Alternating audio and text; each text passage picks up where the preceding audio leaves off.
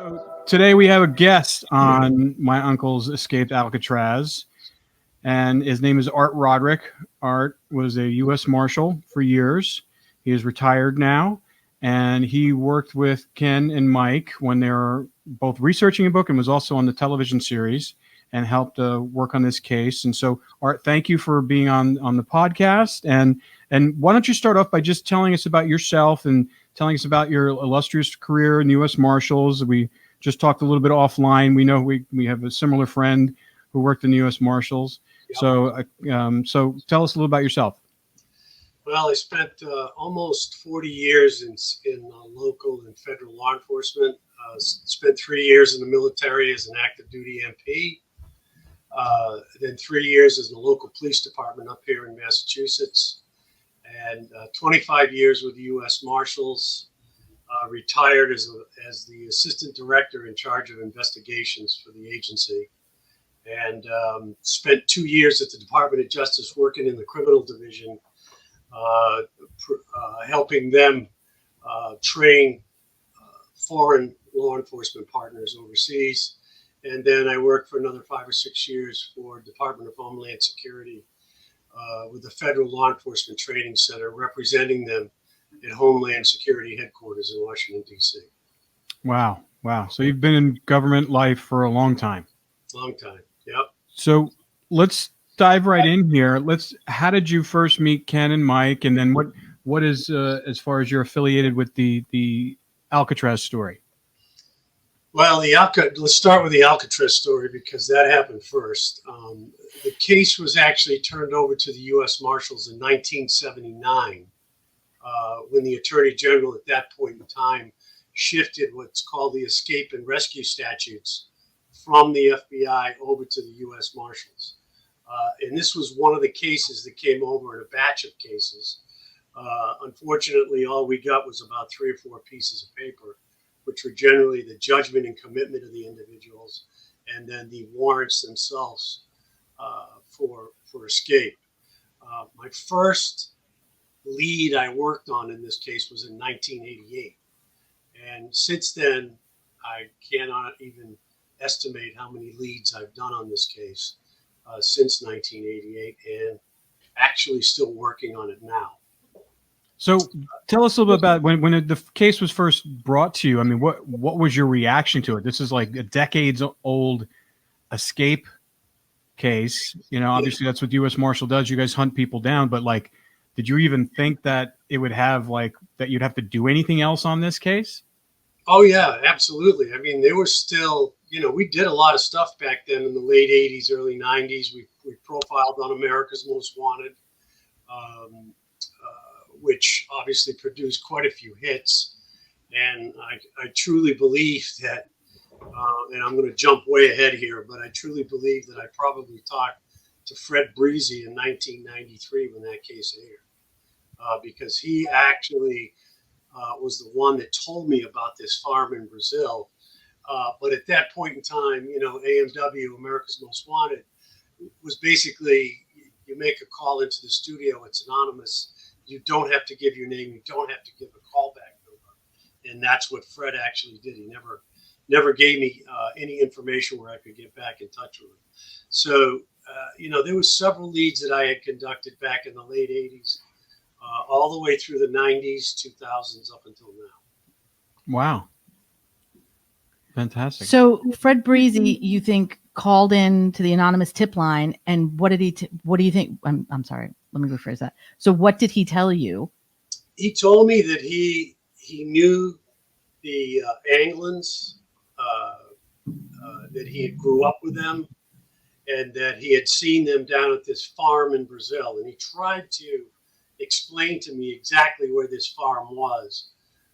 It was pretty difficult over the telephone. I took down as many notes as I could. But he described basically what we found out later when I worked with Ken and David, that gave us the audio tapes and a Polaroid photograph of Brizzi telling the family basically that whole same story all over again. And I think it was around that same time frame, Ken, if I recall too, that Brizzi had come over to your mother's house, I believe. and sat down with the family and told that story. Yeah, he was actually at the Anglin family house in Ruskin when he met with the family in '92. Yeah. So it was around that same time frame, and I think his motivation for That was doing my it. next question.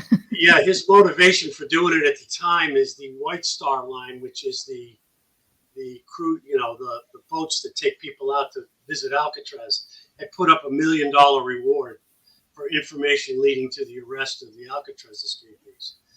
That more than likely was his motivation. Oh, interesting. $50 is a lot of motivation, especially back in '92. Sure. Yeah. Sure.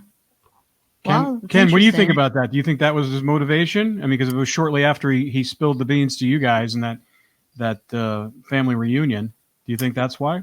No, that's not. I don't believe that was his motivation. I mean, me and Art, we don't always see eye to eye on every detailed piece of this case, but I just go based upon what he said to the family in '92. He did indicate that he was still in contact with the brothers at that time. He did also tell in that interview, and I say an interview, it's really more of a meeting. My mom recorded it, so I call it an interview, but it really wasn't an interview. But during that recording, he did state that he was in contact with them still in 1992. He did indicate that when he contacted them, he asked them, was it okay if he did what he was about to do, which was to tell his story. And he was getting, believe it or not, $1,000 from Inside Edition to tell the story. I have that Inside Edition tape that he did with them, but he didn't write them. The way that he communicated with them, according to what he told the family, was he recorded it on a cassette recorder, and that cassette then was passed down to someone else who then re-recorded it, and it maybe have gotten recorded several times before it made its way down there. When it came back, this is exactly what he said. He said, they told me it was okay, do whatever you want to do as long as it doesn't come back on us. So I think, yes, he was motivated by money. I mean, he was doing the Inside Edition. He was totally broke after he got out of prison. And he was definitely doing it for money. I mean, he had no other means to make a living. And so, motivation was that, but it wasn't the fact that he was going to turn them in. Yeah. At least that's the way he came across to the family. Yeah. He was not trying to turn them in. And in fact, he even told us, or told the family about, I don't know if it was Art that he was speaking to, but he did tell in that interview or that meeting that he did call in to a TV show. And he thought, this is how he said it. He came in from cutting grass. He saw it on TV. He thought the Anglin brothers had been caught. And so he called in, and when he called in, this is how he said it. I stepped in a bear trap. I stepped in their trap, and they caught me. So, I don't believe he was doing it for the kind of motivation that Art might have been thinking. So. Okay. All right. Well, Art, let me back up just a little bit. So when you first got involved in this case, I mean, what was the department's, what did they have information? Did you guys think that they were still alive? Or did you think that they had made it off the island? I mean, just before you even got involved in this case? I mean, what was the general consensus of how they? We always, the Marshal Service, all of us that have worked criminal cases and investigations, we always have an open mind. So, and Ken, I think, can truly back this up, that we've investigated every single lead that has come up. Maybe not to the liking of Ken, but we at least try. We've tried to investigate every single lead that he's put forward, that Ken has given us, and then every single lead that came about. My involvement in '88 really had to do with Don DeNeve, who wrote a book at the time, and I think Don was in touch with your family, Ken, at that time, and he put out a book. I think it's called Riddle of the Rock or something. It is. Yeah. And I had actually interviewed DeNeve a couple different times, and that kind of started my involvement in the case. Interesting. So did you have any preconceived notions before getting involved in this case on whether or not the lore of Alcatraz, whether or not they got off and whether or not they died in the bay and all that stuff? What was the government's line of thinking at that point before you got in? I mean, reading through the FBI reports and the Bureau of Prisons reports, they believed that they drowned in the bay, which is fine, but, we never came up with any bodies. So any leads that came in that were actionable leads, we went ahead and investigated. And I mean, that's what we do. And at that point in time, as famous as the Alcatraz escape was, to me, it was just another old escape case. We have several old escape cases. So, when we don't give up on them, it might take us 10, 15 years to catch somebody, but, especially if they go overseas, but, we don't give up. It's still an open case to this day. Yeah. Can you kind of talk through the process of how the U.S. Marshals work as far as people who leave the country or escape and are on the run? How does that work as far as for those guys? Yeah, generally what we'll do is we have representatives over at the U.S. National Central Bureau here in Washington, D.C. for Interpol. So Interpol is actually established over in Lyon, France. And there's about 160 to 190 nation members. They have several different notices that can be put out. A red notice means the individual is wanted. They have yellow notices. They have different color-coded notices for different types of lookouts. It could be an endangered child or a missing person. So they code these things differently.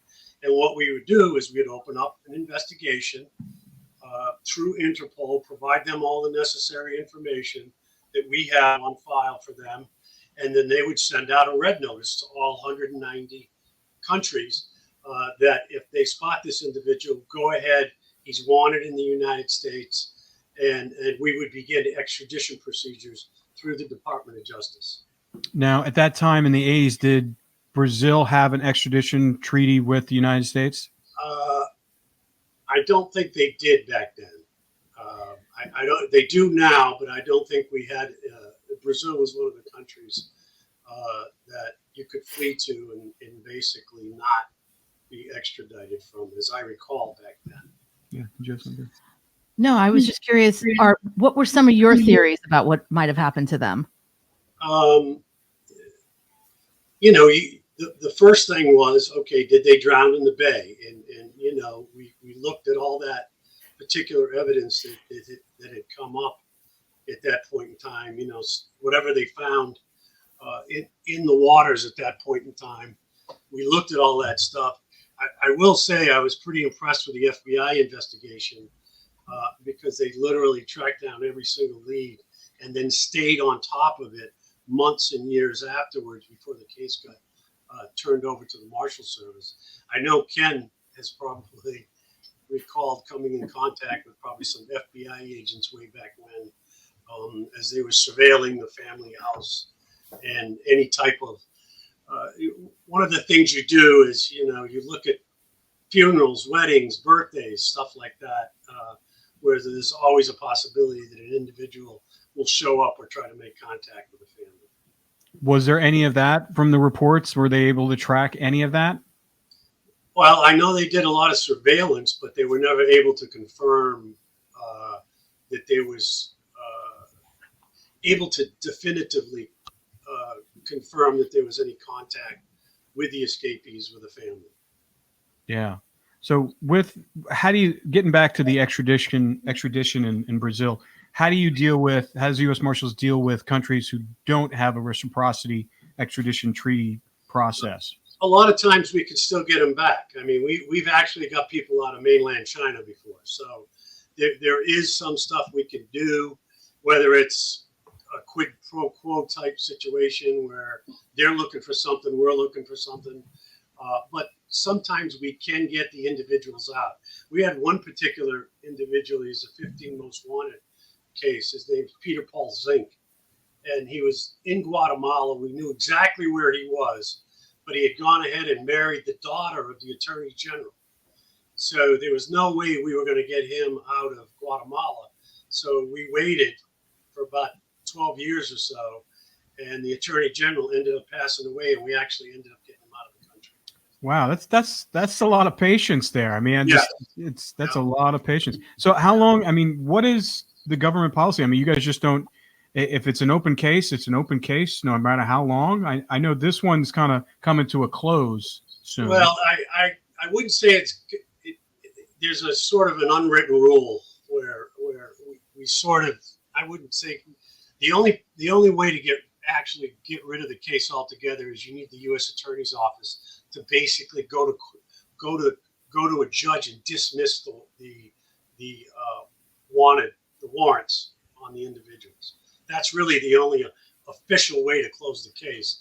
But we have ways internally within the Marshal Service where we sort of deactivate cases. I mean, right now, how old are they? They're in their mid-90s, and I think Frank Morris is probably 96, 97, somewhere in there. 98. Yeah, so they're kind of getting close to the unwritten rule we have in the Marshal Service that once you hit 99, we kind of deactivate the case.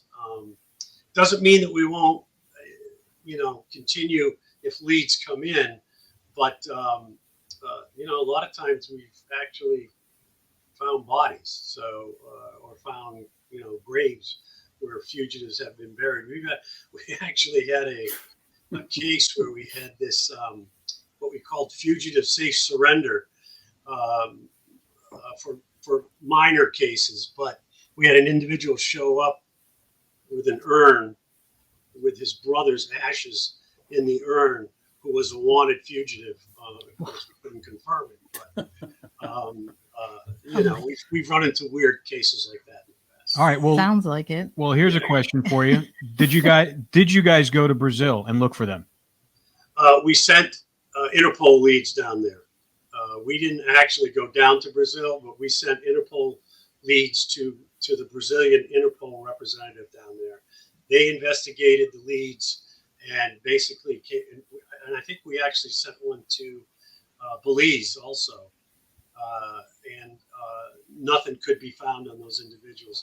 Of course, a lot of these countries didn't have very accurate records back in the 60s and 70s. A lot of places, even here in the States, we've lost files through fire, through floods, fire. Yeah, sure. We've heard, yeah. Yeah. So a lot of those records from that time period, if they weren't digitized, then they're gone. Yeah. Fortunately, that's one of the problems we've run into this case a lot. Is it's just an old case.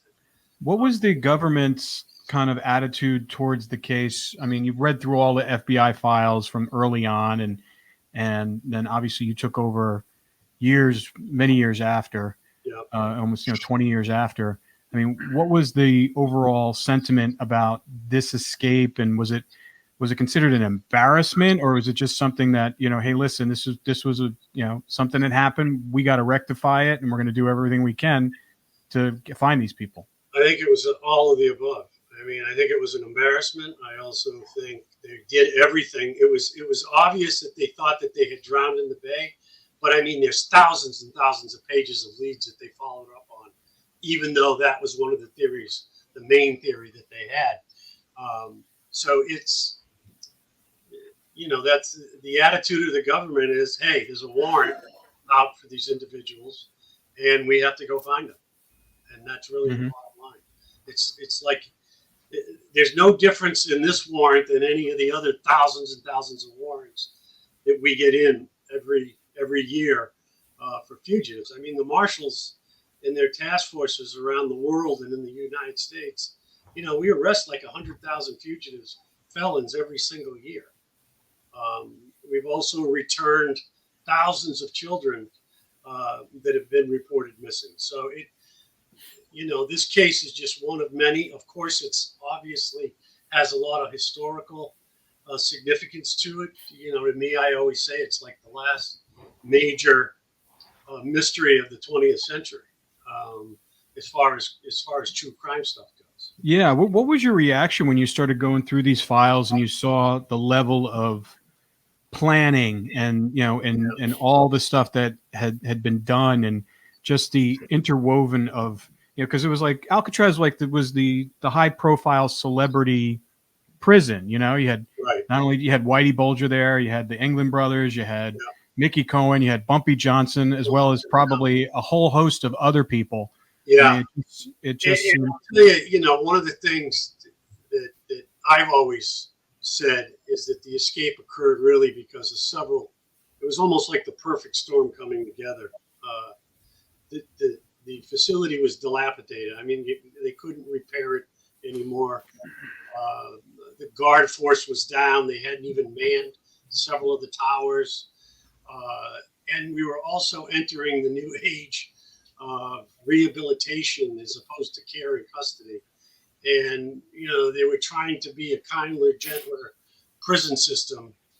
And when you put all that together, I think that's why the escape occurred. And, you know, it wasn't that long later, less than a year later, the facility closed in March of '63. Yeah, it seemed like that was the straw that broke the camel's back. And they were like, hey, listen, this is just not working for us anymore.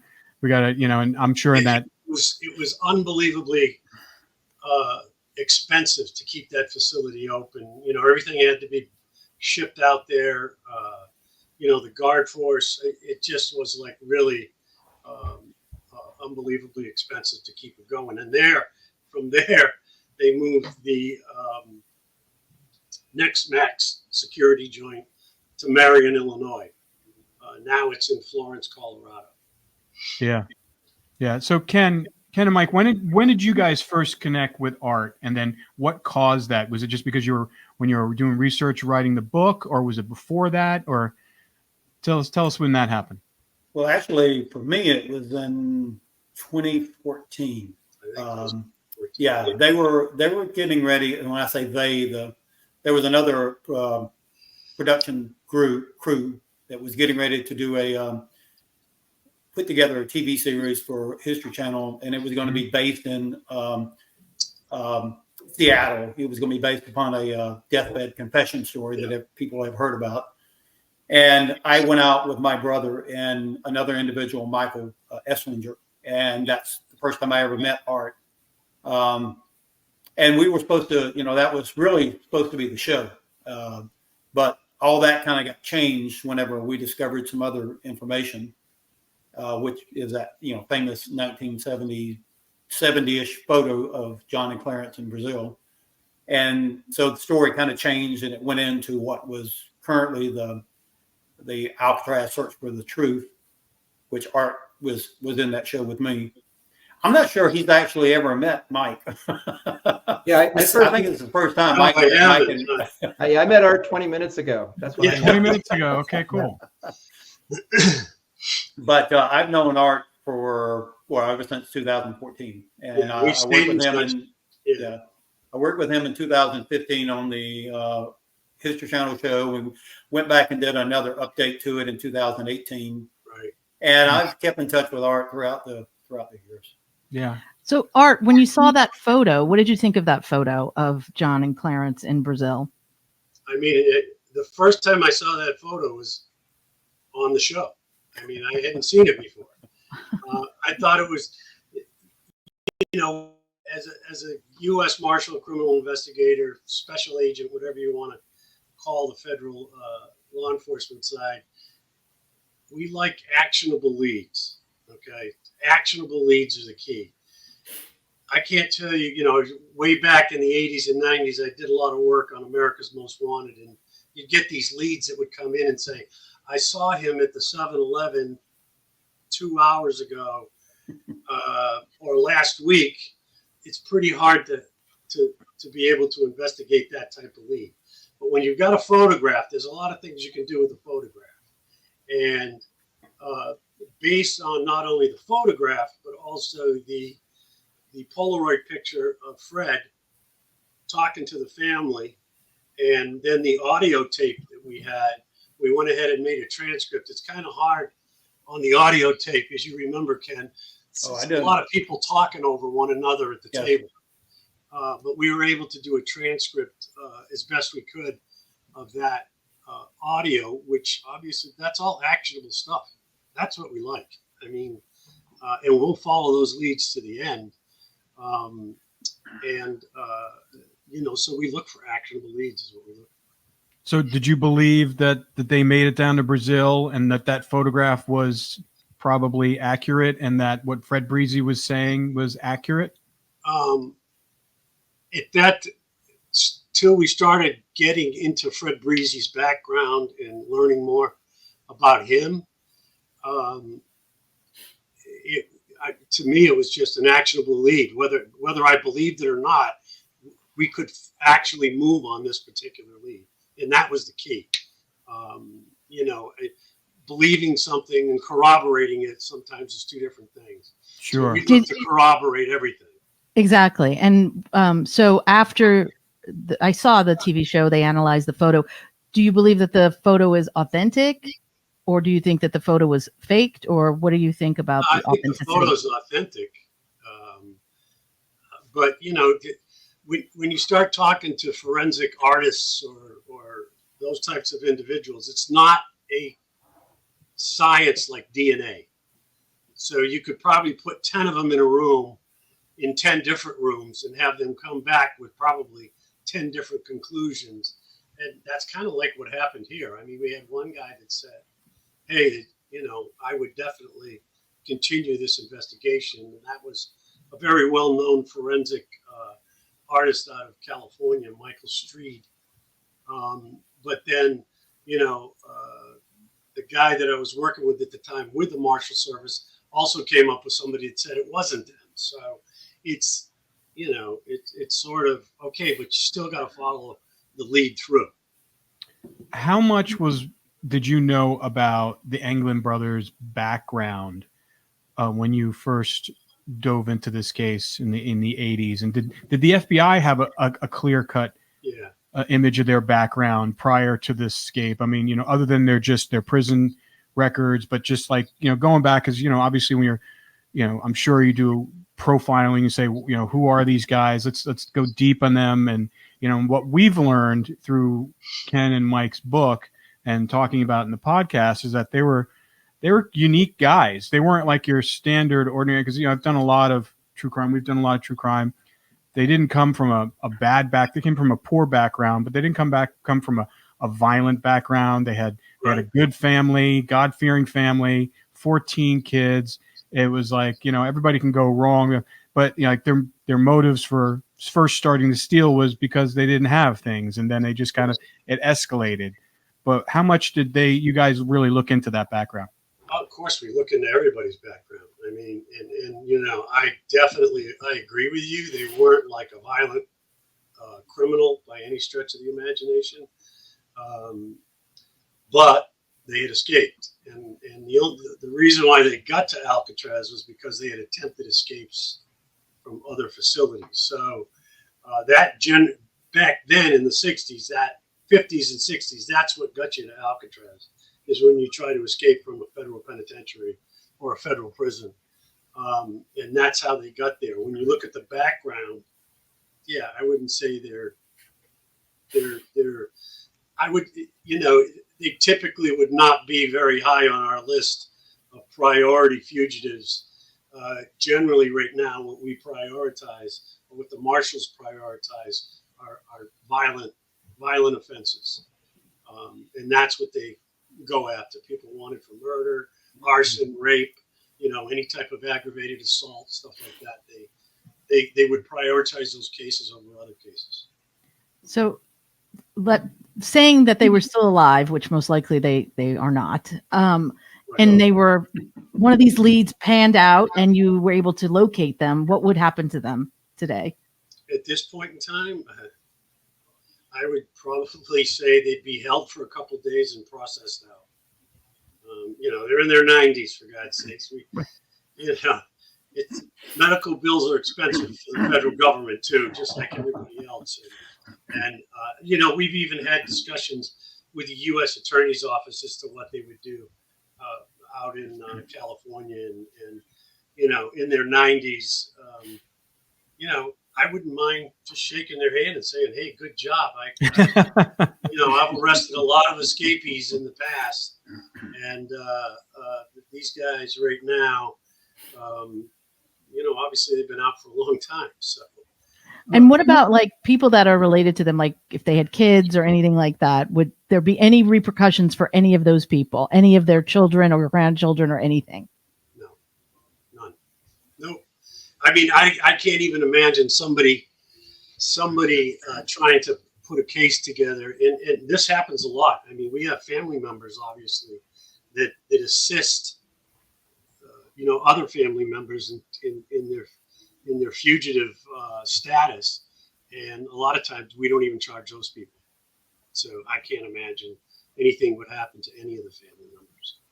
All right. Well, I want to dive deep into actually, because obviously, they were escape artists. They had been escaping since they were teenagers from reform schools and prisons and everything. So they were very adept at doing that. They knew how to find the weak points in any place that they were put in. Right. Truly very, ingenious and very, very good at doing that. So what do you think? They didn't escape. They had help. Well, I think we've all agreed, based upon all the stuff that we've been in the research, it sounded like they had help both on the inside and on the outside. And so what is your feeling about the feedback, the help that they had on the inside and on the outside, specifically the Mickey Cohen connection, specifically, it's people inside the prison, Johnson, Bumpy Johnson, Whitey Bulgers. I'm going to give you the answer I give when I do any of these interviews that I've done on CNN or News Nation or whatever. Escape cases, the inmates inside have complete control over the planning and execution. The hardest part is once they leave the facility, because they have to rely generally on somebody else to assist them on the outside. I could name several cases where the escapees thought they had somebody on the outside to help them. They backed out at the last minute. 2 or 3 weeks later, we catch them in the woods somewhere. So it really, that's the hardest part for any escape is once you get out of the facility, what happens next? And usually the escapes that do occur that are successful are because they had somebody on the outside helping. Yeah. I mean, because there's some really kind of weird stuff that went on during that time in Alcatraz, because the whole Mickey Cohen connection, he was brought in there, and then he got, he bonded out, and he was bonded out by the only person.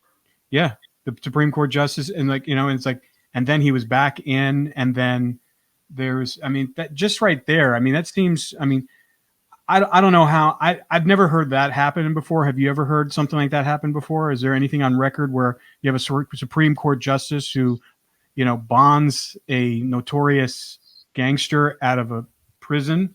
No. Well, it was the Chief Justice too. Chief Justice, not just the Supreme Court. He was the highest guy on the Supreme Court. Yeah. No, that has never happened. Not that I've heard of in my time. In federal cases. So I know there's a lot of weird stuff surrounding Alcatraz. Back when Alcatraz first started in the 30s and 40s, it was a pretty bad place.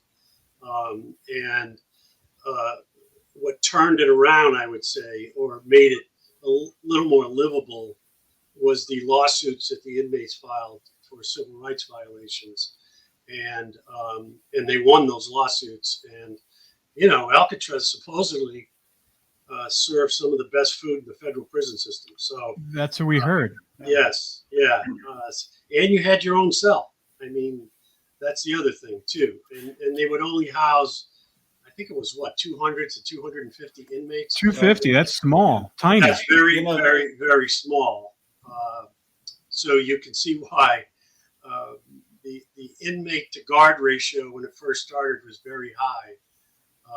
But you can see for housing that many people, the cost is astronomical. You know what's amazing is that one of the letters that I got from Whitey Bulger Yeah. He's lying in a prison in Coleman, Leesburg, Florida, and he says in his letter that he would look up at the ceiling and he would wish that he was back in Alcatraz. He would reminisce about how nice it was to have his own cell and the freedom that he had, the food. And he just said that it was so much nicer. And I thought when I first read that, I was like, is this man crazy? You know, like, well, I'll tell you, Alcatraz being this place that no one wanted to be at, but right, it was crazy. He would reminisce about wanting to go back. Yeah, I've heard that. I've heard that and seen that written from several different inmates. I mean, obviously, being at Alcatraz was like a huge street cred thing, you know. I mean, right. But it was also not really a horrible place to be at if you're in prison, I guess. Yeah, it wasn't. I can tell you right now that Marion, Illinois, and Florence is not anything like that. Those people are locked down 23 hours a day in the cells by themselves, and they have a small rec yard attached to their cell, and they're let out for an hour. And then, if you listen to some of John Gotti's phone conversations that they had taped, and he talks about how horrible it was, you know, being there at Florence. So it's definitely not like it used to be. Alcatraz is it's compared to Florence and Marion, Illinois. Yeah, it's all push button. They let them out. They don't see no contact with anybody, and and when they move them, it's like 3 guards on one. And I used to go to Marion, Illinois a lot because I was a deputy and started off as a deputy in St. Louis. And geez, you walk into that place and it was like you knew something bad was happening there, and you could cut the tension with a knife. And it was completely quiet. I mean, it was so quiet. It was unbelievable. I couldn't believe that was a prison facility. But well, and then, you know, to me, the conditions at Alcatraz backs up what Whitey also told us, that John and Clarence and Frank Morris were not escaping Alcatraz. They were escaping going back to Alabama and going back to Angola. Yeah. You know, it wasn't that they disliked Alcatraz. In fact, we even got letters where John writes his mom and says how much he enjoyed being at Alcatraz and how he loved the outdoors and the Bay Area, reminding him of being home. So I don't think they were leaving Alcatraz because they didn't like it. They were leaving Alcatraz because they didn't want to go back to the state prisons that they were going to go because to at some point. They still had state time to do. Yeah. Yes. Yeah. And they feared going back to that prison. Yeah. Art, what did you think of the letters with Whitey Bulger that he sent to Ken, the correspondence? Yeah, I mean, nice information. But you know, Whitey's Whitey. Whitey's gonna, you know, I'm from Massachusetts, so I'm very familiar with Whitey. I can tell you, I know plenty of people that knew Whitey Bulger personally. Yeah. Yeah, I know Kevin Weeks and Pat Nee. Right. Okay. So it's, you know, I take it with a grain of salt. If there was something in there that I thought, okay, we got something actionable here we can run with, then we would run with it and either prove it or disprove it. Mm. So that's kind of like how I look at all that information that's coming in. You know, I think I had gone on CNN and talked about, you know, Whitey being killed in Springfield when the 2 brothers there beat him to death with a sock and a padlock inside of it. But, you know, it's Whitey Bulger. I want to get back to the Mickey Cohen thing just a little bit, because just that part of this story has fascinated me ever since I've learned about it. Yeah. And because there's so many kind of intertwined connections.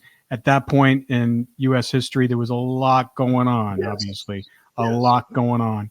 And so was the FBI ever able to connect Mickey to the escape and anything else?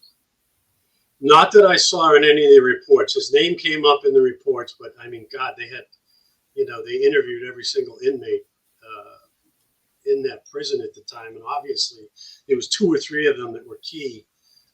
West was one of them, but and in reading some of the books that have come out,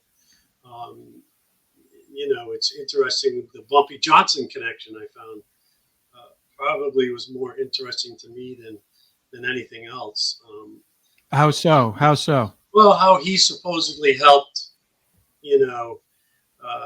told his guys on the other side of the facility, because they segregated them at the time. African Americans and white prisoners were segregated. But Bumpy was aware of the whole thing and basically told his guys, keep your mouth shut. This is what's happening. And I believe that probably a lot of those guys in there love nothing more than to thumb their nose at the federal government. And I think that was all part of it. And generally you used to find that occurring a lot more in the past. Now, you've got so many rats in prison now that it's almost impossible to plan an escape without somebody coming forward trying to cut a deal for themselves. Yeah, I mean that. The culture back there was totally different. It's a completely different culture back then. They would be all being unified in that attempt and exactly wanting it to happen. Because now it's like obviously, and they segregate themselves inside prison now. Right. And so I can't imagine, and that would be very useful information, almost like contraband to use to trade on if you had that kind of information. Yeah. But so let me throw something in about the Mickey Cohen. One of the things to me that leads credence to Mickey Cohen over someone like Bumpy Johnson or anybody else that might have been involved in this is the fact that, and I always refer to him, people that's been on the podcast have listened to me talk about Uncle Man, or his name is actually Robert. Right. How in the hell did Uncle Man know Mickey Cohen? Why in the world would he go to Alfred when Alfred is in the Atlanta penitentiary serving his federal time? Right. Why would he go right after the escape and tell Alfred that not only did they make it, but that Mickey Cohen helped them and provided a boat for them? So, I mean, how would he even know Mickey Cohen? How would Mickey Cohen even come up in his vocabulary? I don't know.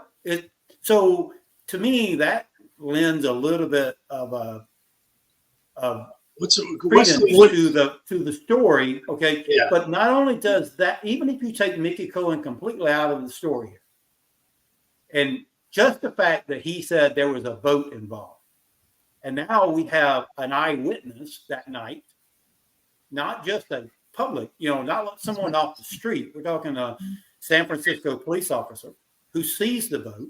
Officer Chechi. So not only do we have people that are corroborating this story that Uncle Man is telling to his brother, you also have, years later, you have Fred Brizzi, who tells the exact same type story. And this is even before the FBI files ever even get released to the public. Right. So you can't tell me that there's not something there. I mean, to me, I always ask you, Ken, how does that get us to where they are today? That's my question. I always tell Ken this. Ken, this is where I always remind everyone where they are today. This is where I always remind people, if you ever watch the show, the movie The Fugitive, Art is the marshal that's telling the individual, I don't care if you're innocent or not, I'm here to capture you. I don't care. I don't care. I don't care. And by the way, we gave them that line in the movie.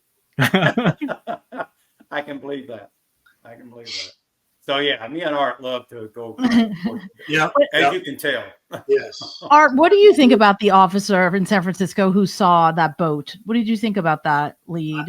I thought it was quite interesting because we had the deathbed confession that talked about a boat picking him up. We had this information come about that there was very possibly a boat. And then you got Officer Chechi, who put up with a lot of crap, let me tell you. I think the Bureau actually looked at him for a while as possibly being involved in the escape. We did an interview with, I think Mike went out and interviewed him, right, Ken? Michael Esplinger from the Alcatraz show went out, but Mike Lynch also went out and spoke to his daughter. Right. So, yeah, we've had several people that have interviewed. Right. And I actually read over the transcript just a few days ago again, and I believe he saw what he saw. Now, Yes. Whether it had anything to do, we're talking about San Francisco Bay, which is a pretty busy port. God, they have 30-something piers along the coastline there. So I believe what he says. You know what is really odd about this whole story with Chechi, and we brought this up before, is that and I agree with Art, you go into, and I've read the FBI files as good as I can, the redacted version. He has the unredacted version, of course. But one of the things that struck me was the amount of interviews that the FBI did, just like Art said, with every single inmate in Alcatraz and other prisons that had any relationship to John or Clarence or Frank Morris, even state prisons. Yes.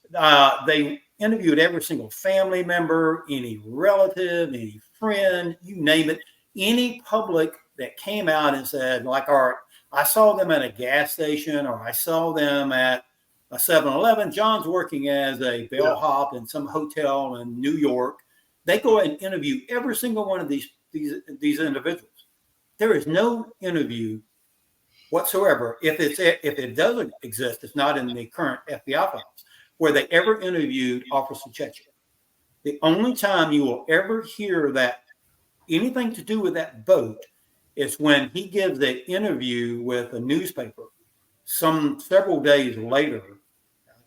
I believe he gave it because he was being ridiculed by the FBI and being accused, as Art said, participating in it. And he wanted to get his story out.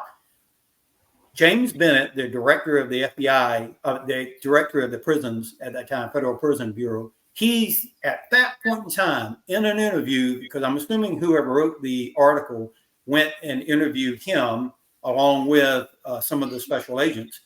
But that's the first time he ever made a statement and said that the Anglin family did not have the means nor the whereabouts to provide a boat and put it in the bay every night for several weeks until the escape occurred. That's the only thing that's ever been recorded about it. So you have to ask yourself, why did they not record this in the FBI files? It is. I think I've never seen it. Yeah. I think I actually have a report somewhere with a bureau. I have gone through it multiple times, and I have never seen it unless, like I've always said, if it's there, it's not included in what's been released to the public. Well, let me tell you something that like I had mentioned earlier when we first started this, we only got like 4 or 5 pages of information on the whole escape. It took us years to build a file of FBI reports so that we weren't duplicating exactly what had already been done. But, I'm not casting aspersions upon any of my brother or sister agencies, but the FBI and the marshals, especially in the 80s and 90s, didn't get along too well. Let's put it that way. Well, and I gather they didn't share a whole lot of information. So, for you to get only 3 or 4 pieces. They collect, they don't share. Exactly. Because I'm like, it took us years to get a lot of those files. And I think that a lot of the files are missing anyway. I think missing or missing. Some key ones. Well, they're from 1962. God, Well, so you go back to what we were talking about just then. All of the interviews that they did with the prisoners and the family members, you will not find, if they ever did it, it's not included in what I've read. They never interviewed Alfred. Alfred has never been interviewed. Alfred, the third brother, the one that Uncle Man goes to visit, tells him that that they made it, tells him about Mickey Cohen.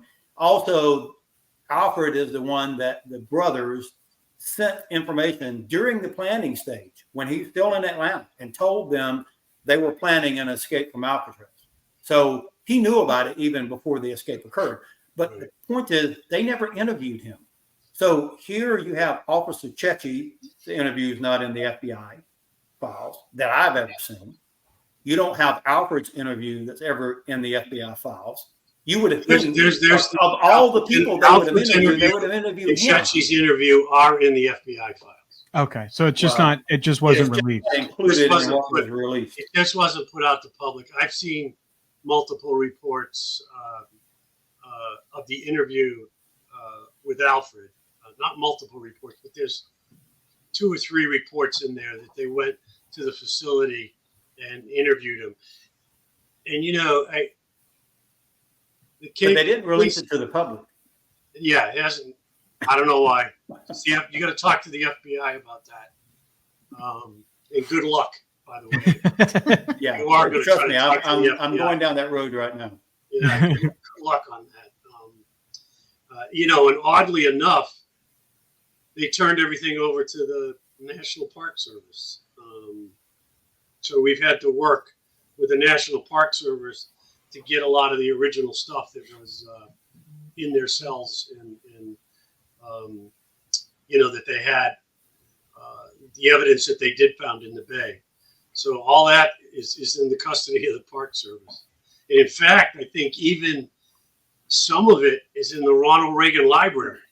They loaned it out to the presidential library, Reagan's presidential library. Ooh, that's close to me. I'll have to go check out, see if it's there.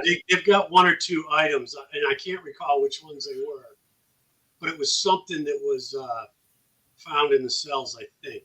But I do know the Park Service did tell me that there were some items that were loaned out to the Reagan Library. so much for evidence. Yeah. So at what point do you think they'll, if they ever, declassify all that and just release it all, or will they just don't even really care? I think the FBI doesn't care, because the case isn't really theirs anymore. But obviously they have all the original stuff, or they have the original files, whatever wasn't turned over. I will say that the stuff that was turned over to the Park Service wasn't any of their reporting stuff, but it was stuff that was found in the cells, evidence that was found in the water, stuff like that got turned over to the Park Service. Yeah, which is well, not everything, right? Well, everything that I saw. Well, I mean, the paintings were not. Oh, that over.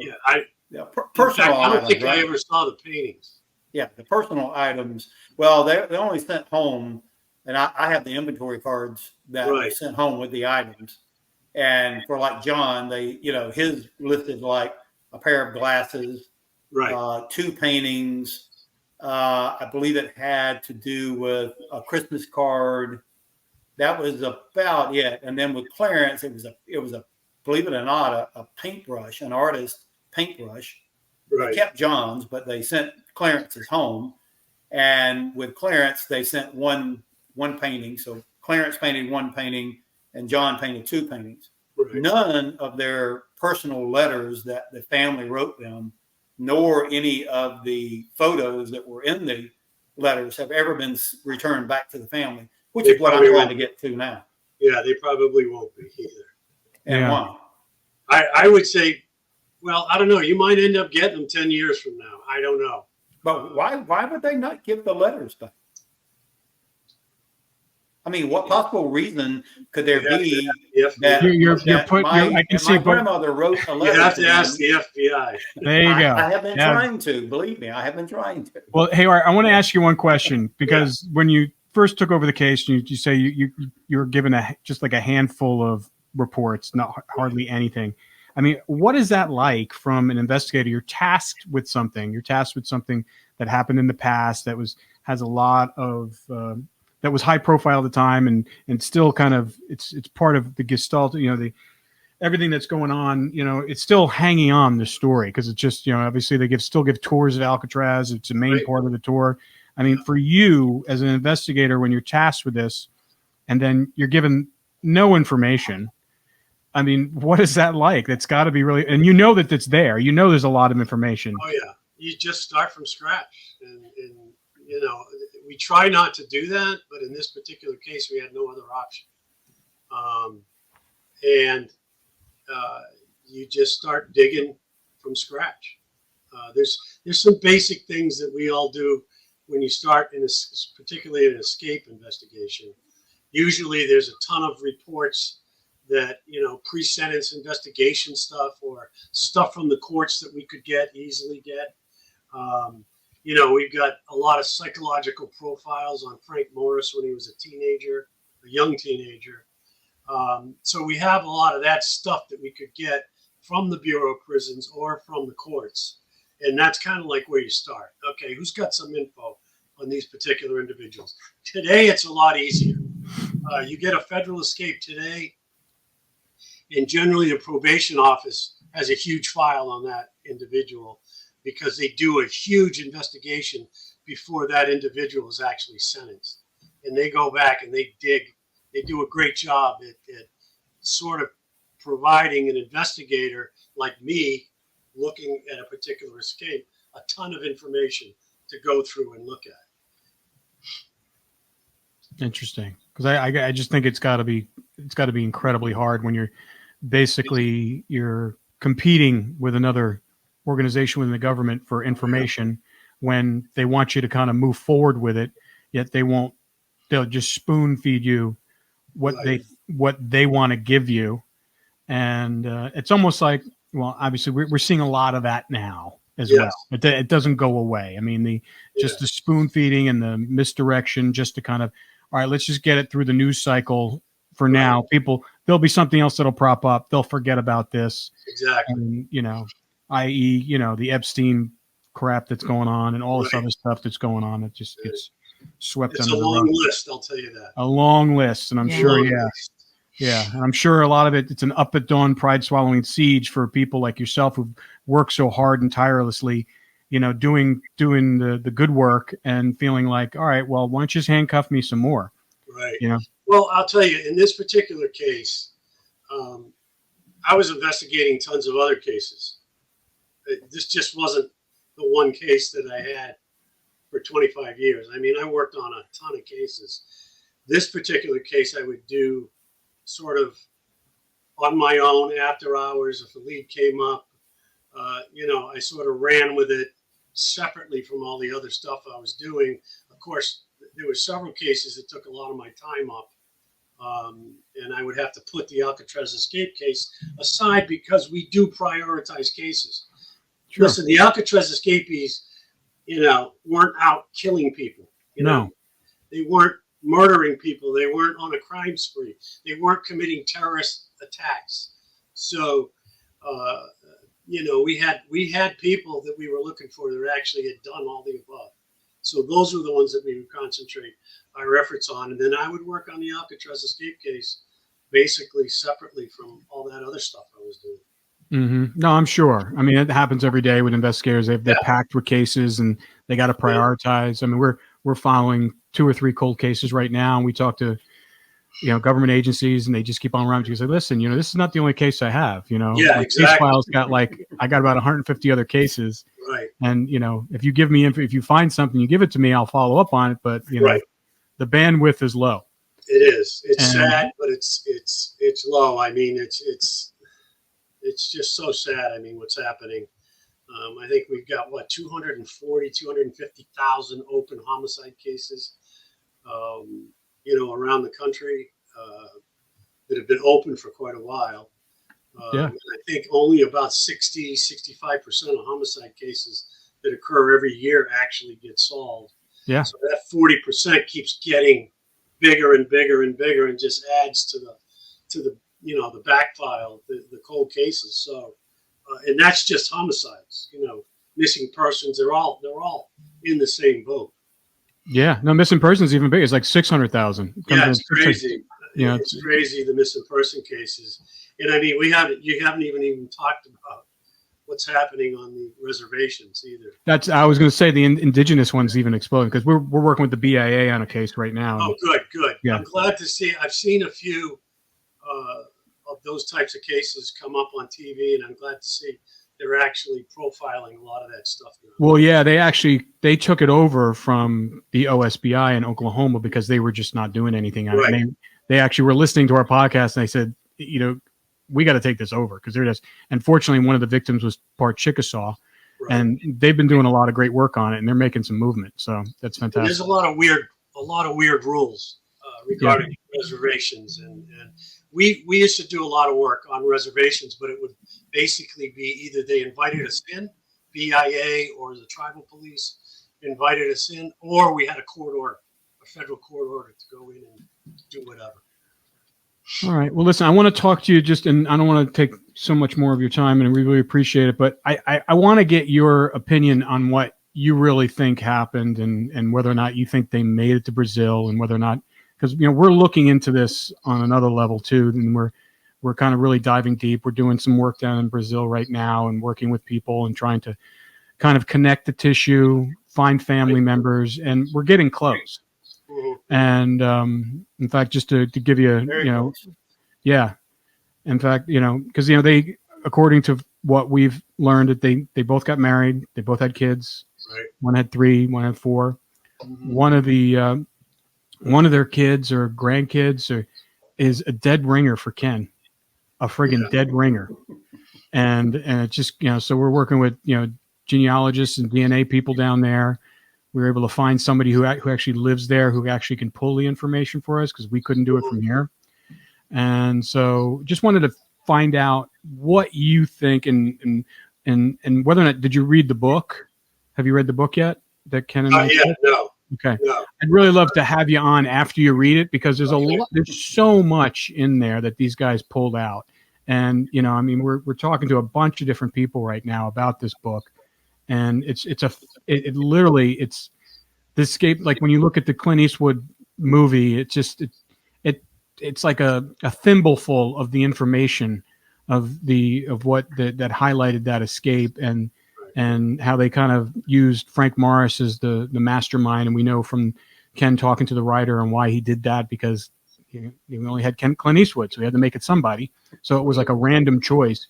But when you dive deep down to this and learn about the family history, and you see how these guys thought, and how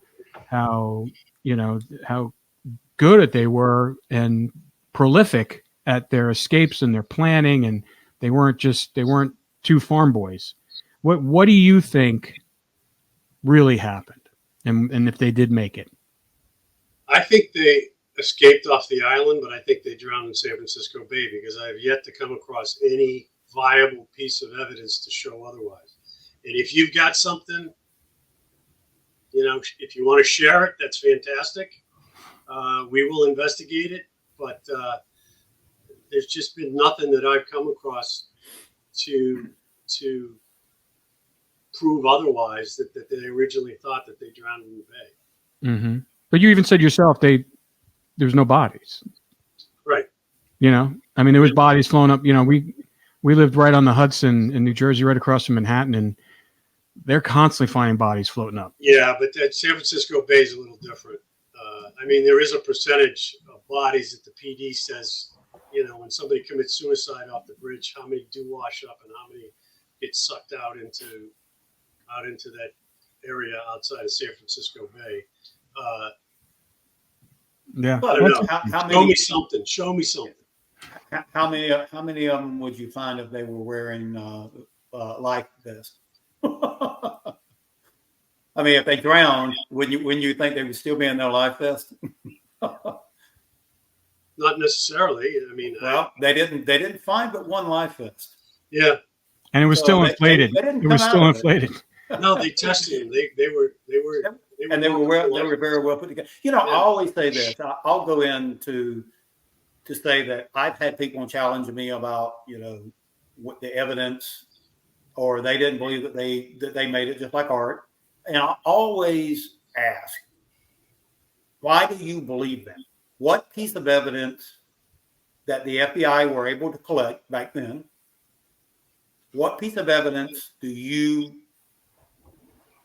stand on to back up your theory that they didn't make it? The investigation from 1962 up until now. That's what I rely on. No, I'm talking about like you say a piece of evidence. I like, for instance, if someone says, well, I believe it this way, I don't believe they made it. Right. I always want to know, okay, everybody can believe something, right? Everybody's got a theory. Yeah. But is there any evidence that you've ever seen that you could say, well, this proves that they didn't make it? Yes. What? The investigation from 1962 until now. I'm not going to change. Come on. I mean, Jesus, Come thousands on. and thousands of pages of reports. Yeah, but none of them ever. Listen, the hardest thing to do is to keep a conspiracy, right? None of them. That's the hardest thing. None of those investigations. And I've read them too. Yeah. None of them You ever haven't read all. back and You haven't say, read all of them, Ken. You haven't read all of them. I've read every one. Well, if you'll give But me you the can ones get your I haven't hands read, on. I have will all be the happy original to read stuff. them. If you will give me the ones that I haven't read, I'll be happy to read them. I just go back into like this. You know, let's go back to that. But I know we're almost out of time. But let's go back to that photo. Okay. The photo that to me is the only piece of evidence, other than if you can show me something that would back up that they actually made it. Now, we've had that photograph. The very first person that ever looked at it was Michael Street. You know, he was a friend of Art.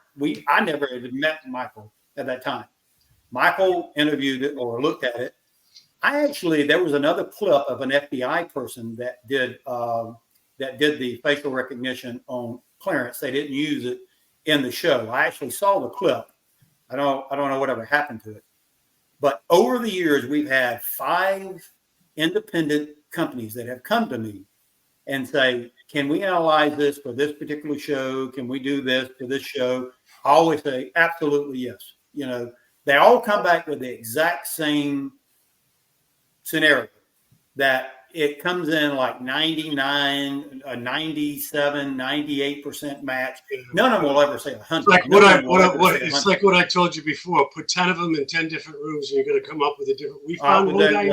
I tell you what, I'll challenge you right now. Let's get 10 and let's do it. Don't do that. Don't do that. You got a bet. You have a bet with Eric, don't you? But let's go you have a bet with Eric. Right? Let's go back to Expedition Unknown. They hired, and we didn't do it. Me and Mike didn't do it. Right. You know, that show hired the most leading facial recognition company that was out there in 2022. This company was doing work for the U.S. government on facial recognition software, tracking down people that had been trafficked. They're the ones who came back and said it was a 99.7% match on John Anglin. That is John Anglin in that photograph. Would you believe it if they came back and said it was 99.9? I mean, is 99.7 not good enough? All right. Hey, all right. Here, I gotta DNA.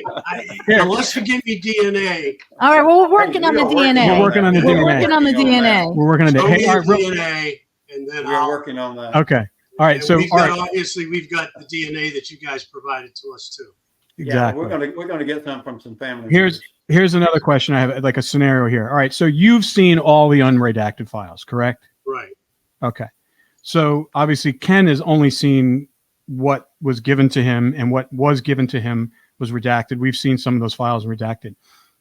What, to me at this point, why not unredacted, release the unredacted files? There's no big case here as far as there's no threat to, safety. There's no threat to anything other than just people's reputations. Most of the people involved in this case are dead, that were investigating this. They're not all dead, right? No. Okay, I agree. But they're up there, but I don't understand at this point, because you're pretty steadfast in your position based upon all the. I'm only waiting for evidence. That's what I'm waiting for. I know, but based upon everything that you've written that was unredacted, and you went over everything, like obviously you have your purview is way more focused than ours, because these guys have done amazing research and interviewed a bunch of people, got the Whitey Bulger letters, and gotten a lot of inside information. But you guys have the the interpretation of the investigation files Right. based upon what the facts of how, you know, we know how these ports are. We have family friends that are, you know, government officials and police officers. What's written in a report is just that person's perspective on what they actually saw and what they, you know, acquired. Right. You know, there's no opinion. There's no, you know, speculation. Right. There's none of that. So it's data.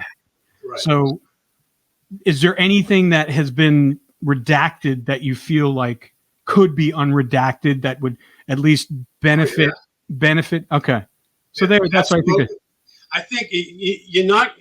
The government is very hesitant on a lot of what they call personally identifying PII. So, which is personally identifying information on a particular individual. Yeah. So whether it, you know, because when you look at a lot of those reports, there's names, dates of birth, social security numbers, addresses, stuff like that. Well, yeah, I mean that stuff's always They're going to be very sensitive to that type of stuff. Yeah, but I don't think there's anything in any of those reports that couldn't be openly put out, other than that type. Or at least give me a copy of it. Exactly. Yeah. Yeah, that's interesting.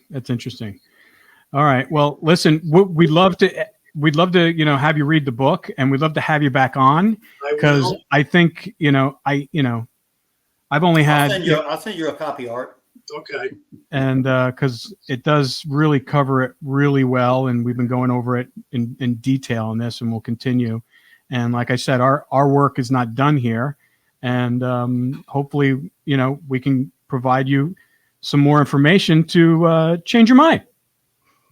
Absolutely. I'm open to it. Right, Ken? I've always been open to anything. Yeah. Just we're going to drag him along onto the believing side, onto the light side, you know, from the dark side. Exactly. We're going to drag him over there kicking and screaming at some point in time. I don't know. I won't be kicking and screaming. You know, I love going on trips with you, right? Oh, yes. Well, that may happen too, because we got a bunch of things in the works right now. So we may drag you with us. Keep your bags packed. All right. You're always packed, Ken. You know that. It was so nice to meet you, Art. It's great to meet you all. And right. I will start marking up your book.